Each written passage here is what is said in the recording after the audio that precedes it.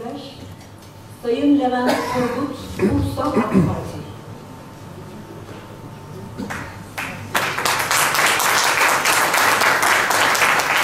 Saygıdeğer Genel Başkanım, değerli büyüklerim, saygıdeğer misafirler, Levent Turgut, Bursa Çerkez Kültür Derneği Başkanıyım.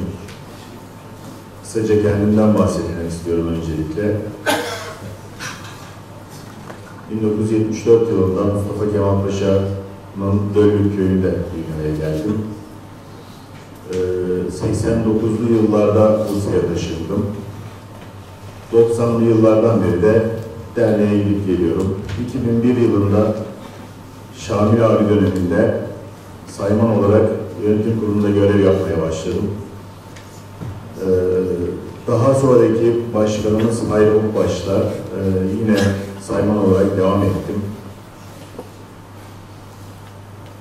Şu anda 2011 yılından beri de dernek başkanı olarak görevime devam ediyorum. Hayatımda hiçbir zaman futbol takımı tutmadım. Hiçbir zaman bir siyasi partim de olmadı. Hiçbir konuda fanatik de olmadım. Beni tanıyanlar iş yerinde de, çevremde de Çerkez Levent olarak bilirler. Şimdi ben Bursa'da AK Parti'den milletvekili adayı oldum. Daha önümüzde de bir süreç var. Aday olabilmek için de sizlere ihtiyacımız var. Niyetim tamamen Kafkas Dernekleri Federasyonu'nun açıklamış olduğu ilkeler doğrultusunda çalışabilmek, bir mücadele verebilmek için aday oldum. Bunu ne kadar başarabilirim bilmiyorum ama bu süreci hep birlikte yönetmemiz gerektiğini düşünüyorum. Asla kendi başıma bir şey yapmaktan bahsetmiyorum. Toplum olarak, hep birlikte, millet olarak bunu becerebileceğimizi düşünüyorum. Sizlerin de eğer bu konuda desteği olursa, hep birlikte hem bu süreci öğrenip, hem taleplerimizi en iyi şekilde dile getirebileceğimizi düşünüyorum. Bugün burada diğer partilerden de adayların oluyor olması beni gerçekten mutlu etti. Keşke herkes girdiği partiden başarılı bir şekilde çıkabilse. Meclislere hep birlikte çalışmalar da yapabilsek, farklı partilerde olmamıza rağmen ya da bağımsız aday olmamıza rağmen orada da yine birlikte çalışabilsek ve güç olabilsek. Derneklerimizde yapmış olduğumuz çalışmalarda ses getirebilmek için yönetim kurullarında görev alan birçok arkadaşımız bunu iyi bilir. Bir ses getirebilmek için ya bir milletvekili veya işte üst düzey bir yöneticinin muhakkak gecenize katılması, basının oraya gelmesi lazım. Bir sürü milletvekilinin yıllarca peşinde koştuk.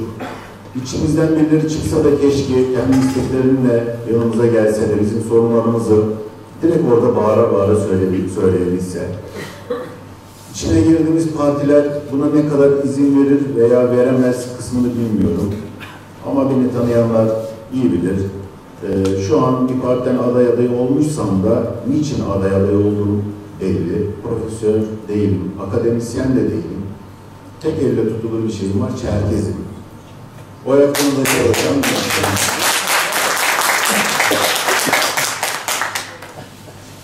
Bugün burada bir siyasi parti temsilcisi olarak da oturmuyorum. Bir Çerkez olarak oturuyorum, bir kardeşimiz olarak oturuyorum. Bu süreci hep birlikte yönetmemiz gerektiğini düşünüyorum. A parti, B parti diye değerlendirmeyelim. Elimizden geldiği kadar bu sürece katkı koyalım. Her partiden adaylarımızın çıkması için gerekli çalışmaları yapalım. Bundan sonraki süreçte toplumumuz adına daha başarılı işler yapacağımıza da inanıyorum. Bursa'da dernek başkanlığım dönemim boyunca tüm yerel belediyelerle işbirliği içerisinde çalışmalar yapmak için uzun süre uğraştım. Belli yollarda kat ettik.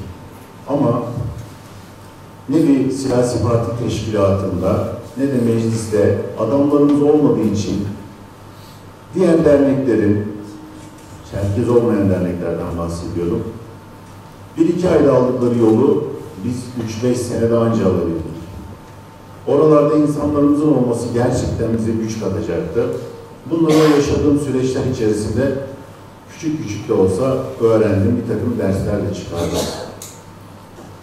Küçük düğün salonlarından çıkıp büyük yerlerde gösteriler yapmayı bile hayal edemiyordum. Çünkü dernekler olarak ekonomik özgürlüğümüz hakikaten yoktu. Hala birçok derneğimiz de bu sıkıntıları yaşıyordur. Bugün kurmuş olduğum ilişkiler neticesinde büyük kongre kültür merkezlerini ücretsiz alabilir hale geldik. İşte ana vatanımızdan çeşitli grupları buraya getirebilir hale geldik. Bu diyalogların ileriye dönük kendi milletimiz açısından çok büyük faydalar olacağını düşünüyorum. Keşke onlarca çocuğumuzu, gençlerimizi alıp ana vatanımıza götürme imkanımız olsa, bunları çeşitli yerlerden bütçelerini karşılayabilsek. Çünkü kendimizin öyle bir gücü yok. Keşke oradan gençlerimizi, çocuklarımızı buraya getirip buradaki çocuklarımızla birlikte kültürel faaliyetimizi iç içe yaşamalarını sağlayabilsek. Keşke bu ziyaretleri daha sık yapabilsek. İşte bu keşkeleri daha fazla söylememek için hep birlikte çalışmamız gerektiğini düşünüyorum. Bugün buraya da hem bu yapacağımız süreçte, gideceğimiz süreçteki çalışmaları birlikte yapma teklifi için geldim. Hem desteğinizi almak için geldim. Siyasetçi olmadığım için çok uzun uzun anlatacak şeylerim yok. Hepinize beni dinlediğiniz için çok teşekkür ediyorum. Sağ olun, var olun.